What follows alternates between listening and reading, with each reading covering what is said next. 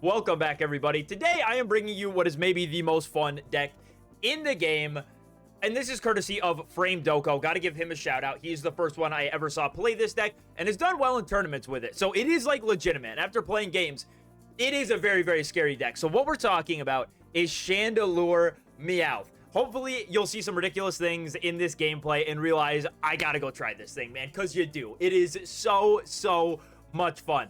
Before we go any further, make sure you guys are subscribed to the channel. About 50% of you are not. We are approaching 20K subs. Once I get there, I have an extra full art research I will give away. Okay, come on. I gotta entice you guys. I got a full art research. It's doing nothing on my account except sitting there. I am hoarding it like Smaug from The Hobbit, and I want to share the riches. Maybe I'll just keep stockpiling it. No, I'm gonna give it away when I hit 20K. All right, so subscribe to the channel. Okay.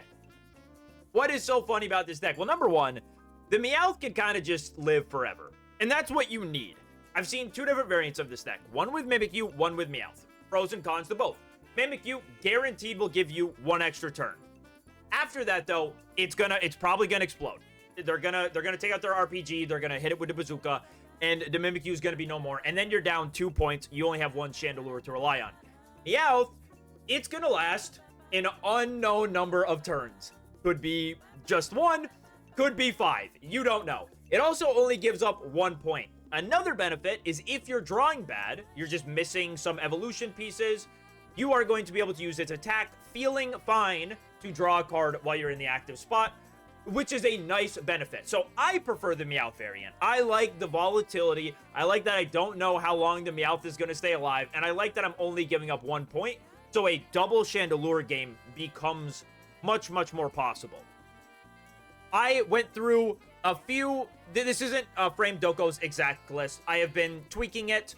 I have a Lampin in here because against Chingling, sorry, you just lose unless it's a Chingling without an Indeedee. Then I guess you could use Litwick to like punch it for 20 twice and knock it out.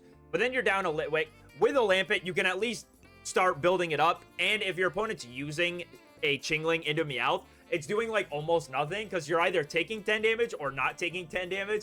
Like the Meowth is just going to be there forever. I put a Poncho in here because this is one of those, hey, I'm trying to be slow.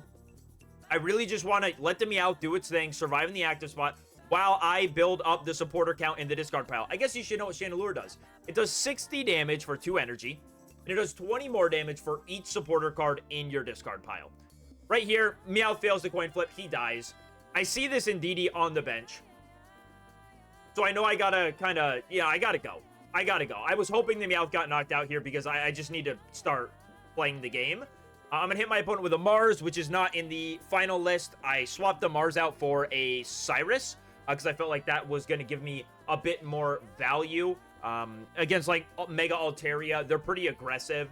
They're gonna start knocking out your Meowths pretty fast. If you fail the coin flip for the Meowth to survive. So having the Cyrus so you can just two-shot the Altaria after it runs away is pretty good. They also have like other attackers that they might be able to use. Maybe it's just another Altaria. They can also hit for 140 fairly fine. If you attack into a Rocky Helmet and they have the Stadium that gives them 10 extra damage, even a Giant Cape isn't going to let your Chandelure live. So I like the Cyrus in here. My opponent retreats here. This list, I was not playing the Cyrus at the time. I don't have it on hand, so that is not a play available to us. But we have double Chandelure set up, so we're feeling pretty good. The red I like in here because it acts as a plus 40 damage because we're going to boost Chandelure's attack, and we're going to get the plus 20 from the red. So it's a plus 40. It feels good. Opponent just concedes after he sees the Giant Cape on the second Chandelure. I guess that was enough for him to leave. What else? Sabrina, Copycats, Lycias. Really all you want to do is have a bunch of very playable supporters in your deck. Now, there was a Lily in here previously, and I sort of replaced that for the Poncho because I figured the only time I ever got value out of the Lily was if my opponent was able to like damage the Litwick in the active spot before I could move it, which can happen.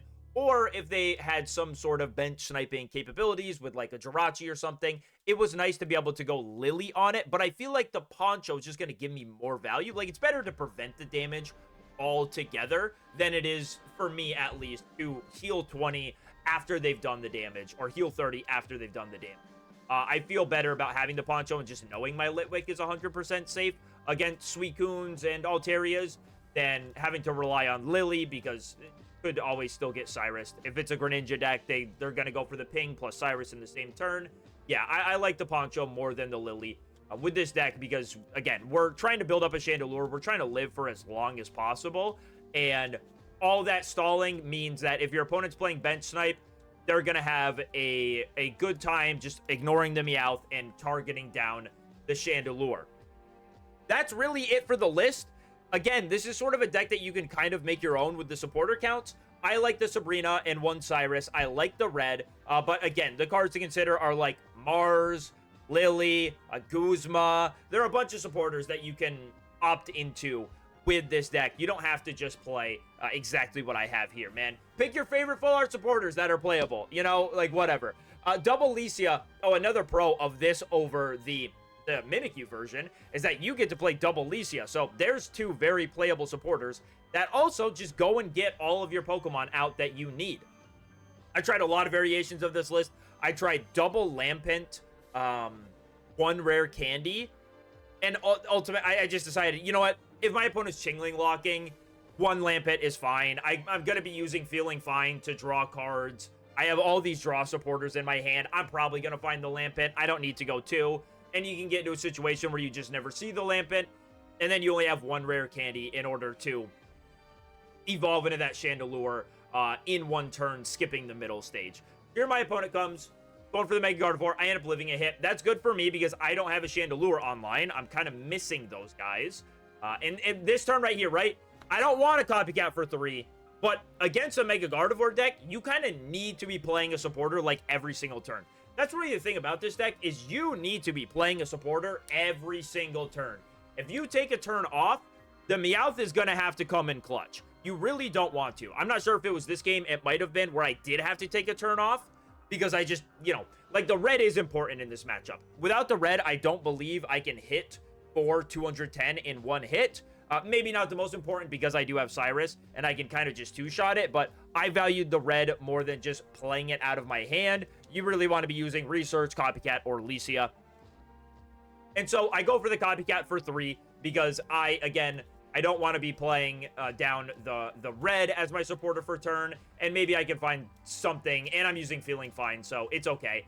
Now I have the Mars. Again, I replaced the Mars for, for the Cyrus. So in this circumstance, oh no, the Mars in here, okay. I replaced something for the Cyrus. I replaced the Lily for the Cyrus, and then I replaced the Mars for a Sabrina. So in this case, I would have just had a Sabrina, my opponent, which is totally fine. Meowth has lived 2 additional turns, by the way. It's getting a little bit ridiculous. I really don't need him to last this long. I think my damage is at a point where I can just Cyrus the Gardevoir. There's a third free turn from the Meowth, man. He is just holding it down.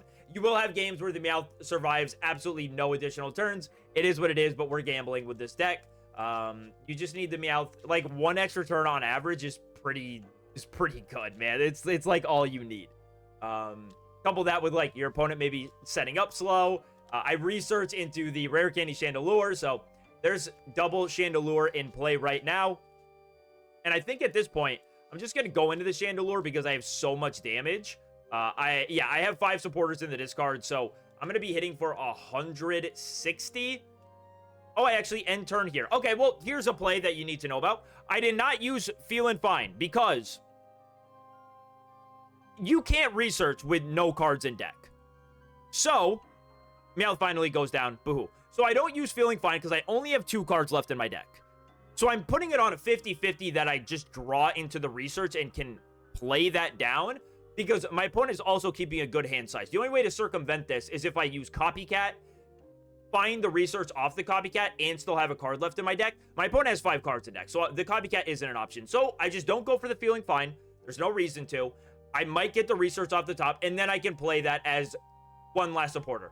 I end up getting Rare Candy, unfortunately. So the other research is staying in the deck.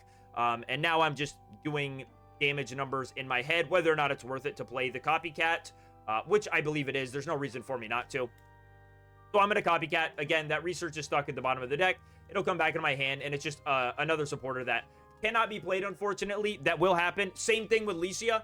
You can't play Licia if you have no cards in your deck. So you got to monitor what you're doing and look to see if you can use the copycat to set yourself back down to low in hopes that you find that other supporter. It doesn't come up too often, but there are times where you're speeding through your deck so fast that becomes a necessary play. And now I just did like 180 to this Gardevoir.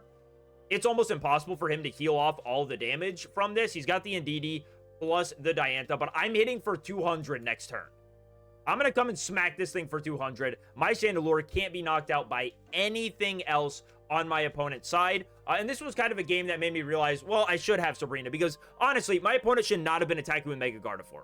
They should have been attacking with either Indeedee or Mewtwo on my Meowth, because then he could come up with the full HP, either Mewtwo or Gardevoir into my Chandelure after the fact. But here's the Mewtwo. He's going to hit me for 150, and I'm just going to Cyrus and smack that Gardevoir for 200 damage with a 1-point Pokemon. 200 with a 1-point Pokemon for 2 energy. Ridiculous, dude. Absolutely insane, man. Crazy. Here's another game. You might think it's Altaria. No, it's another Mega Gardevoir. All anyone's playing is Mega Gardevoir. I don't know why. It's like what all of my games were. We do have one game at the very end that is not Mega Gardevoir. So while this is going on, I mean, you're looking at this Tapu Lele.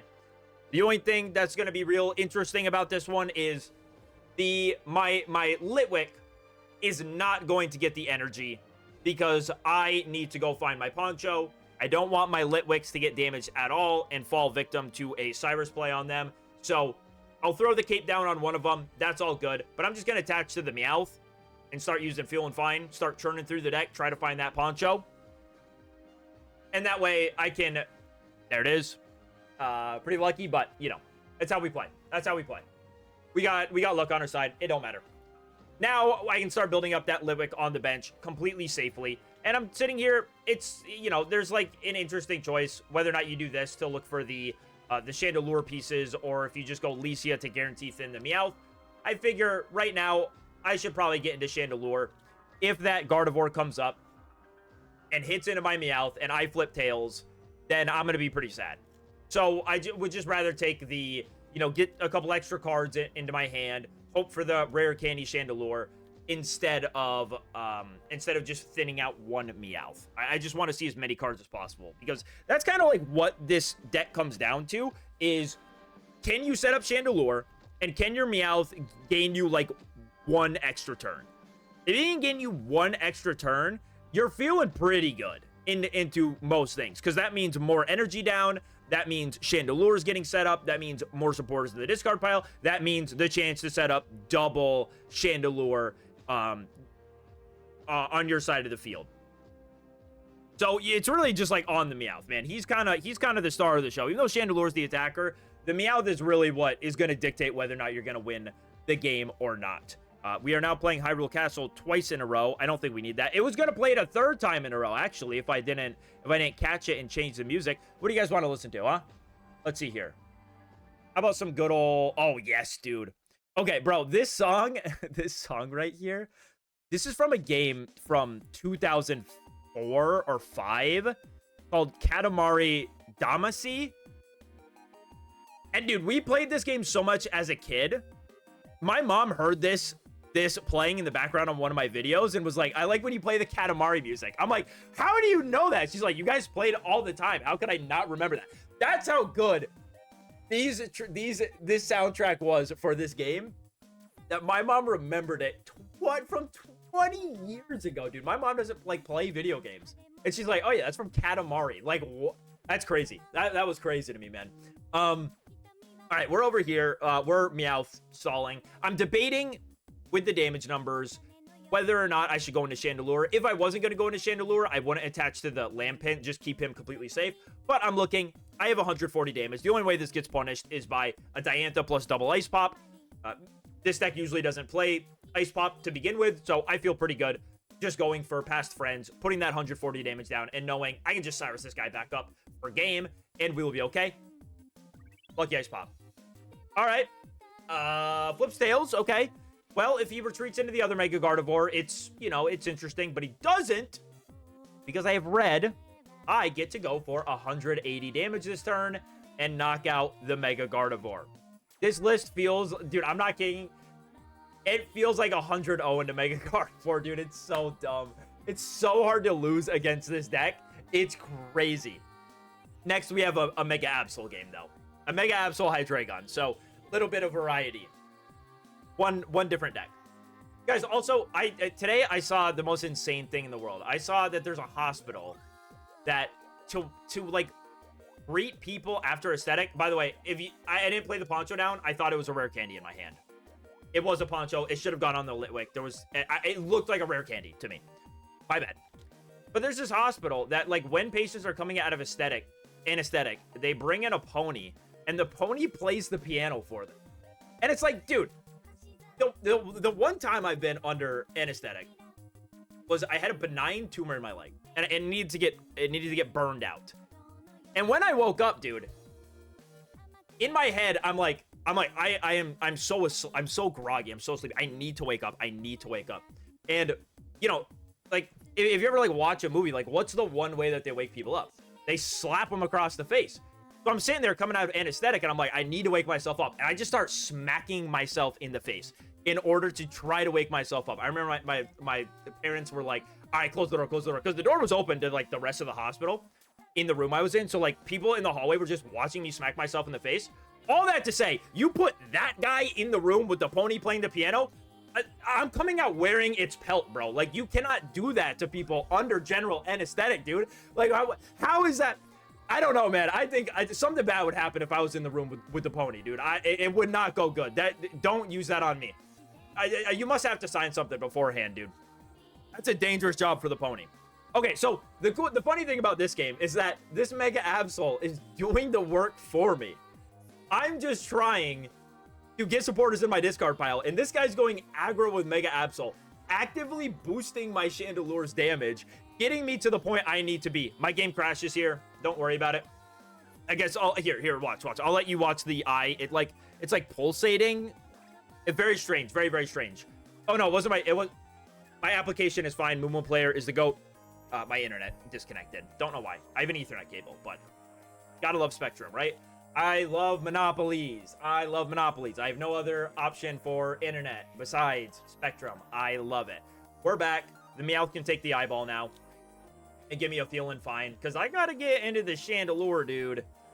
We gotta get into the Chandelure now, or else we're in danger. Unless Meowth can hold it down. If Meowth can hold it down, we're okay for a turn. But at this point, man, I'm going through supporters at double the rate than I normally do. I don't know how many I have in my discard pile at this point, but I've got quite a few. Meowth does live, so there's the extra turn and the extra support in the discard pile. Thank you, opponent. Much appreciated. I've got 6 cards left in deck. I've got a 1 in 3 chance to just get the rare candy off of it. And there's the rare candy. And now, because my opponent was so kind to me, and I have red in hand, I'm just able to go boost the damage. I don't even think the red was necessary, but I'm hitting for way more damage than I should be at this point in the game. I think I'm about to smack this Mega Absol for 200. Yeah, 200 damage. Get the Mega Absol out of here. That's game. I even think this deck could probably do fairly well against Hydreigon if they didn't take that line, because I'm so aggressively drawing. I might be able to knock out back-to-back Hydreigons and then clean up a Mega Absol for game, because I can one-shot a Hydreigon. If I have a cape on, the Hydreigon can't one-shot me back. I don't know. It feels like it should be pretty fine. I think the hardest matchup would be like Suicune if you don't get the Poncho down, or the Mega Altaria deck if they are item locking and just kind of delaying you. But that is it. Here's the list in its full. I already have it up on the side. Don't need to even show you that. But guys, I hope you enjoyed the video. I hope you go out and have as much fun as I did with the Chandelure Meowth deck. Again, shout out to Frame Doko for the deck. Very, very fun. I'm having a great time playing it. It's one of my favorites to just on the random ladder and get some game in. Dude, you hit for 200 with a 1-point Pokemon. What's better than that? All right, thank you so much for watching. Once again, make sure you subscribe to the channel, like the video, and I will see you on the next one.